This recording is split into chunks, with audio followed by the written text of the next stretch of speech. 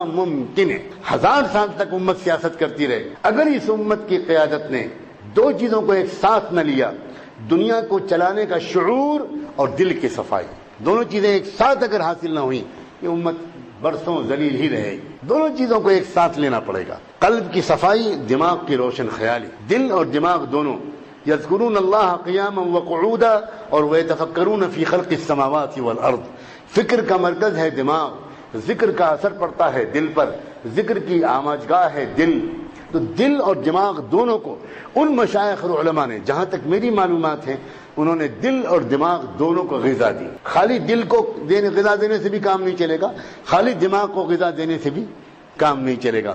دماغ اگر ترقی پا جائے گا اور دل بگڑا ہوا ہوگا تو انسان حکومت و اقتدار میں آنے کے بعد لوٹ کھسوٹ کرے گا، وہی کرے گا جو آج کل کی حکومتیں کر رہی ہیں۔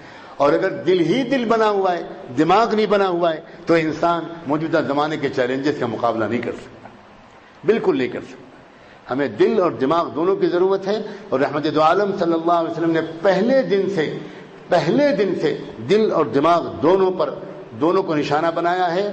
علم کا تعلق ہوتا ہے دماغ سے، ذکر کا تعلق ہوتا ہے دل سے، اور یہ دونوں اتنے ایک ہیں، دو مل کر ایک ہیں کہ حضرت مولانا الیاس رحمۃ اللہ علیہ نے جب 6 نمبر مرتب فرمائے تو علم و ذکر کو ایک ہی نمبر بنا دیا۔ عجیب و غریب بات ہے۔ میں سوچتا ہوں اگر وہ اقرار مسلم کو الگ کر سکتے تھے، اخلاص کو الگ کر سکتے تھے، نماز کو الگ کر سکتے تھے، تو علم اور ذکر کو الگ کر دیتے تو کون سی قیامت آ جاتی؟ بلکہ اور اچھا تھا، 6 کے بجائے 7 ہو جاتے۔ 7 تو طاق عدد ہے، طواف بھی 7 چکر، سعی میں بھی 7 چکر۔ لیکن یہ کیوں کیا انہوں نے؟ وہ فقیہ تھے، وہ دین کی روح کو سمجھتے تھے۔ واقعی مزاج نبوت کی جو شناسائی اللہ نے ہماری اس جماعت اکابرین کو عطا فرمائی، جس میں آپ کہہ ہی نہیں سکتے کہ کون کس سے افضل ہے۔ اولئک آبائی فجئنی بمثلہم اذا جمعتنا یا جلیل المجامع۔ کیا حضرت تھانوی، کیا حضرت مدنی، کیا حضرت رائے پوری، کیا حضرت مولانا الیاس، کیا حضرت گنگوہی، کیا حضرت شیخ الہند، کیا حضرت حاجی امداد اللہ، یہ سارے کے سارے اسی شجر طوبہ کی شاخیں ہیں۔ یہ سب کے سب عجیب و غریب فقہاء ہیں، عجیب صاحب بصیرت لوگ ہیں۔ ان پر اللہ نے اتنا صحیح فہم دین القا کیا ہے کہ میں واقعی رش تو آتے ہی ہے، حیرت ہوتی ہے۔ ایک رائے ان کی، ایک تعبیر، ایک فکر ایسی نظر نہیں آتی جو سطحی ہو، جو سرسری ہو۔ یہی ادا کہ علم اور ذکر کو 1 نمبر قرار دیا۔ اس شخص نے جو بولتا کم تھا، جو اپنے خود فہم و فراست کے کبھی ڈنکے نہیں پیٹتا تھا، کبھی وہ دعویٰ نہیں کرتے تھے، کبھی وہ نکتے نہیں بیان کرتے تھے، لیکن علم و ذکر کو 1 نمبر قرار دینا خود اس بات کی دلیل ہے کہ ان کے دل پر یہ راز کھل چکا تھا کہ علم بغیر ذکر کے یہودیت ہے اور ذکر بغیر علم کے نصرانیت ہے۔ جب انسان ذکر تو کرے گا مگر اس کے پاس علم نہیں ہوگا تو بدعات میں ضرور مبتلا ہوگا۔ وہ بزرگوں کے صاحبزادوں کی عبادت کرے گا، جیسے عیسائیوں کے پاس ذکر تھا، علم نہیں تھا، تو انہوں نے عیسیٰ علیہ السلام کو اللہ کا صاحبزادہ بنا دیا۔ یہ صاحبزادہ پرستی جو آتی ہے خانقاہوں میں، یہ اس وجہ سے آتی ہے کہ وہاں ذکر تو ہوتا ہے مگر علم نہیں ہو۔ شخصیت پرستی، ایک انسان کو اپنا مربی جاننے کے بجائے اس کو رب مان لینا، بہت فرق ہے مربی ماننے میں اور رب ماننے میں۔ تو جب ذکر تو ہوگا مگر علم نہیں ہوگا تو مربی اور رب کا فرق نہیں سمجھ پائے گا انسان، پھر مربی کو رب سمجھنے لگے گا۔ اور اگر علم تو ہوگا مگر ذکر نہیں ہوگا تو پھر تکبر بھی ہوگا، حسد بھی ہوگا، پھر باطنی امراض ہوں گے۔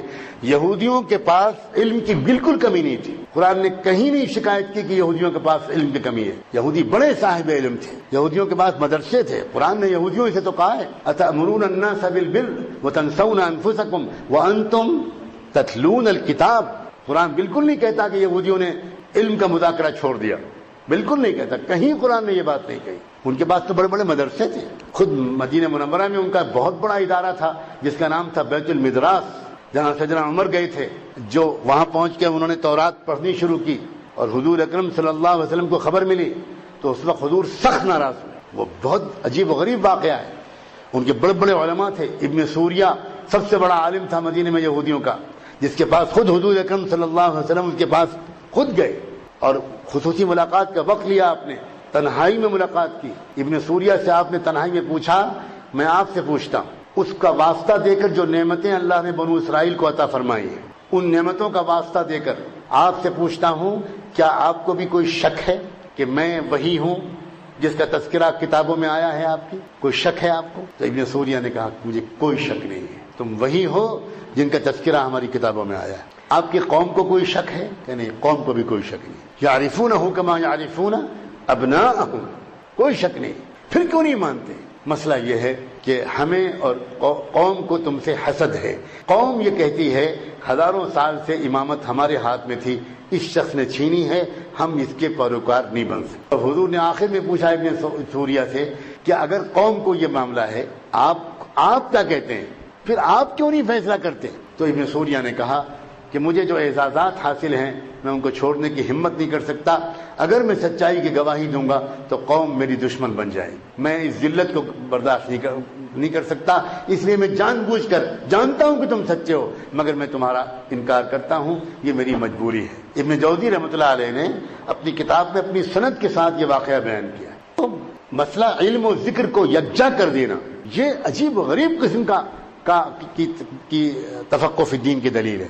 اس سے یہ سمجھ میں آیا، اب میں اپنی بات کو سمیٹتا ہوا عرض کرتا ہوں کہ آپ یہ جو اس دور کے ہم علماء ہیں جو ایسے بھی ہیں، ہمارے اوپر یہ ذمہ داری ہے کہ ہم اس دور کی تبدیلی کو